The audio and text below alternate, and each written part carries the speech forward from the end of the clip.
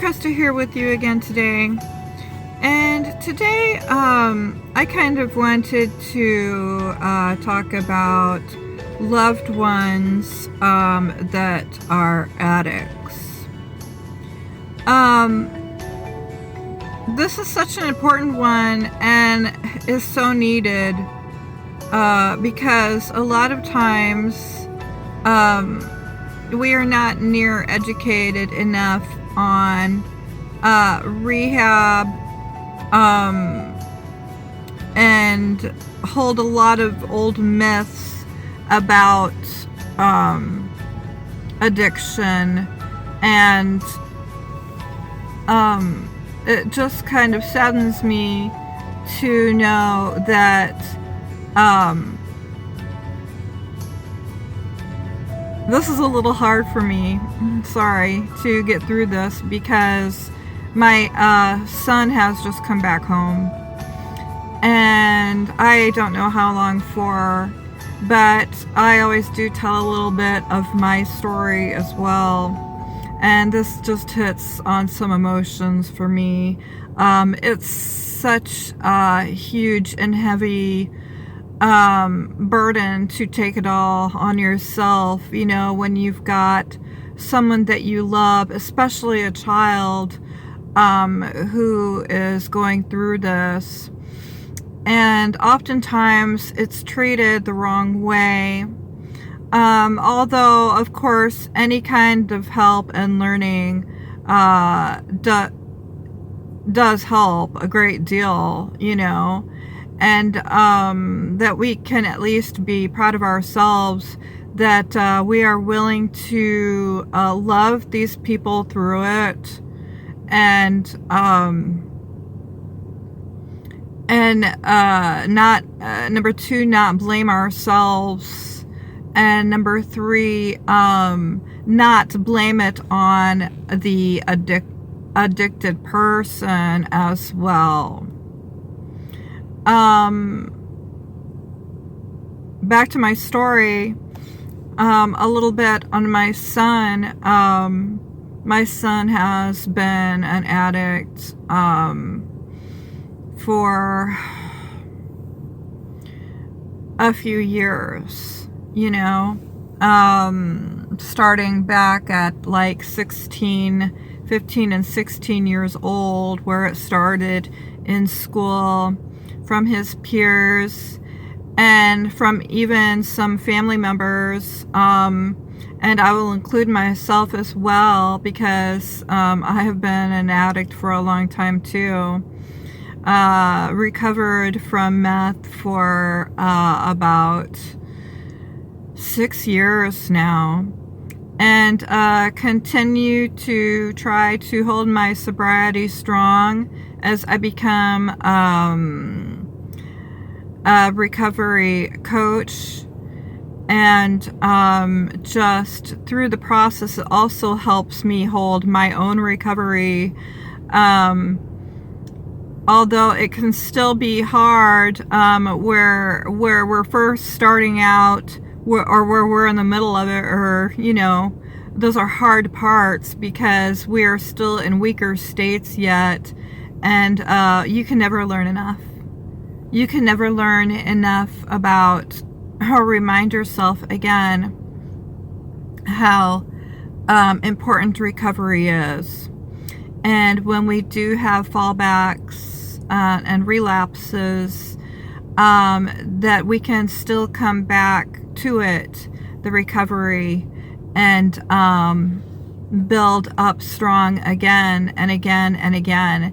And the more we learn, it does get easier to avoid those binges of addiction, no matter what it is, from overspending, over drinking champagne, maybe at first it was a little bit, to a whole bottle or two at night, whether it's social on the weekends or whatever, where you fall behind, you spend too much money, you can't get ahead, and the shame levels of these can be great, you know, because a lot of us come, that are addicts, come from 80% dysfunctional homes. And we all have these pretty low core shame issues from the family of origins that we come from. Although it can't be helped, but it can be changed. And I smile about it today because, especially with more toxic environments, the more shame, blame, and punishment is put on another individual. And I'm afraid, through all the books that I've been reading, that even we still have a long way to go yet, even in groups of recovery like AA, and in your like mental health groups of recovery and so forth, where the old time schooling on it can shame, blame, and punish more. But as the new modern way approaches that I like about the coaching method, and that is becoming more used today, and which is probably why I fall into recovery easier these days, when you do start reaching out for that help, no matter where it is, that more forgiveness is being practiced today in the more modern way, and that helps us accept more and break that denial sooner. But that denial can be a large one, a large hurdle to get over. My son is still in states of denial. And I know that when my children got taken away from me after 1 year meth binge with a boyfriend about 6 years ago, since forth my teeth have been slowly coming out, and my son really started to act out with his own around that time. And when my ex called CPS on me after I left him and broke up and quit using, I still needed a lot of help at that time, and never before had been through rehab in my life. So I do remember that when CPS came, I had to live somewhere else other than my families that I was at the time, and my children got taken from me. They were two of them were teenagers, and for a year they stayed with cousins of mine, which were very blameful and would not let me talk to my children or even see my children, and accused me for being too dangerous to be around when I was upset because, you know, they had got taken. More of a narcissistic, toxic family, that these, you know, children can go into homes where oftentimes the addicted mother or whoever can be treated very shamefully and blamed and accused, you know, for being wicked, as a lot of religious views will look at it, and just, you know, a lot of stuff just directed towards you. So that was another case where we had to do boundaries, and I didn't see them for a year. And then my son went on to, because he wouldn't quit smoking marijuana, was getting drug tested, and then he finally went down to a place for teenage boys, kind of like a home for them, for another year. And when he came back home, they were all staying out at my parents' house. And of course, you all know that my home was more of a narcissistically run. And this is probably the worst story for me. It's struggle for me to talk about, because it was probably one of the hardest experiences of my life, where I could come and go and see them, but had to kind of establish more boundaries in that home as well, because, a lot of times addicts get cast out. They just get cast out. There's a lot of judgment put on them. And, I had to learn a lot of things about toxic people and rehab and stuff to find any source of peace in my mind, because it can be such a disturbing time. And my son finally, in the end, after being beat on by some people out there in that family, took off and joined a gang. Like, teenage boys will do, and girls.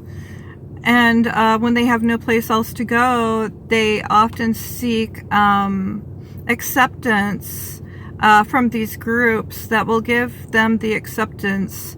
But then again, it's also very narcissistically run, because, a gang is a gang. Often there are drugs, and there are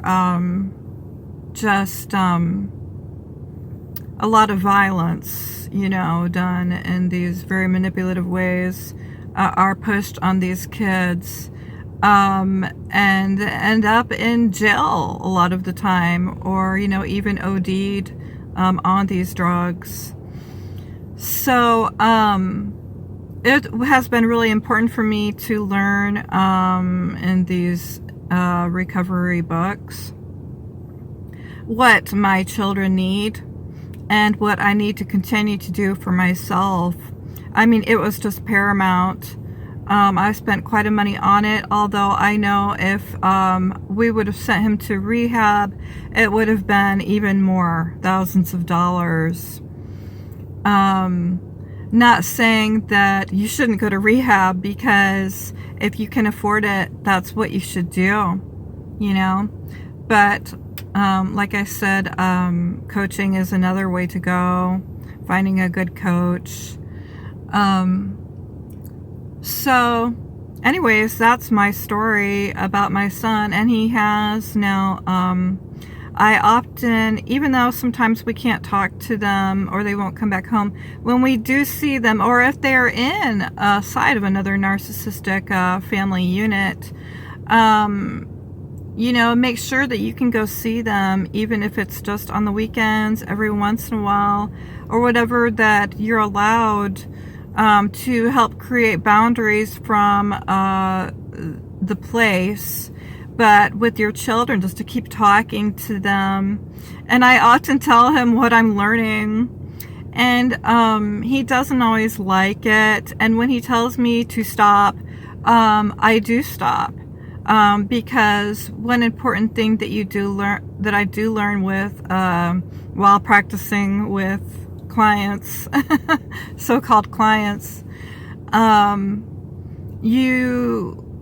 you cannot control another person, let alone that we can control which way the wind blows. People have their own willpower, and learning to make our own choices, or that these people can make their own choices, is so important, and one of the most empowering things you'll ever learn. That you don't have to be ruled by these drugs or by these people. and that you can find true freedom when you become independent and learn boundaries. And one of the most important things, again, is learning how to say no. And especially if people keep pushing and prodding you over and over, try to get you to do what they want and persuade you to keep learning no, even if it's hard at first. The more you practice it, the better you get and the stronger you get. And it's amazing what kind of world transforms and what falls away. And like the sadness leverage to the happier leverage. When you start doing a lot of self-soothing, learning self-soothing practices, self-care, and choosing more supportive things to be around. And,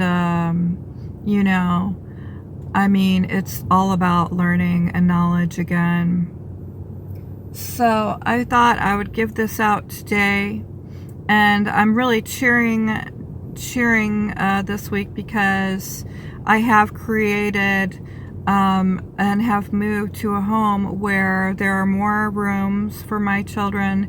And I always tell him that no matter what happens, and even if they're addicts and they might steal my TV 1,000 times, that I would always have a place for him. Because,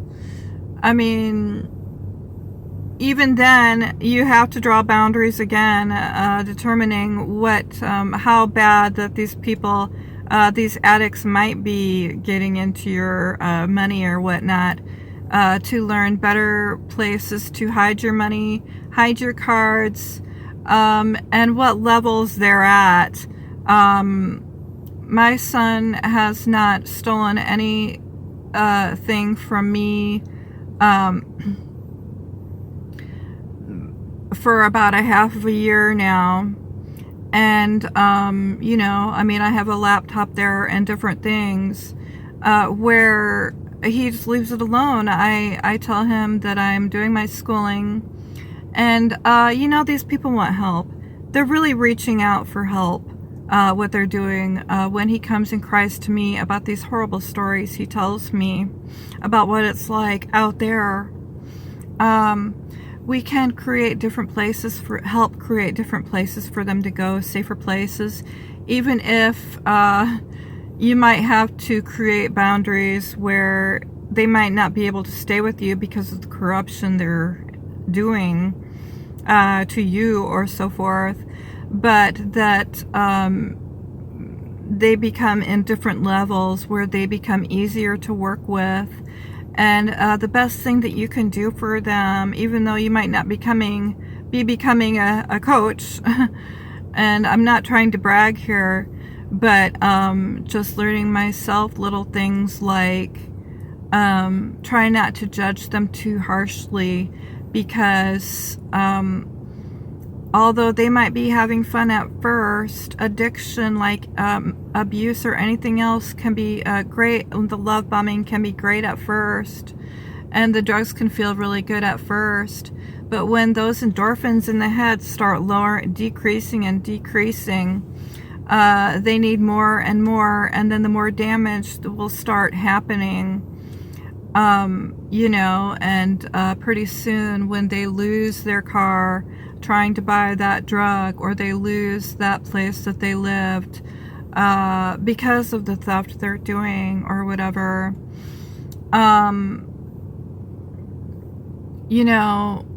of course, it does hurt. It does hurt to see them.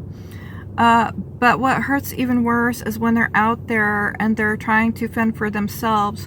You have to know that they can't help it, and they do need help, and just to try to support them and love them through it anyways, no matter what boundaries you have to place first. And just keep learning about recovery yourself. Go to an AA and sit in AAs once a week, just by yourself if they won't come with you, and just keep learning, because you can help teach them as well. So thanks for listening today, and peace.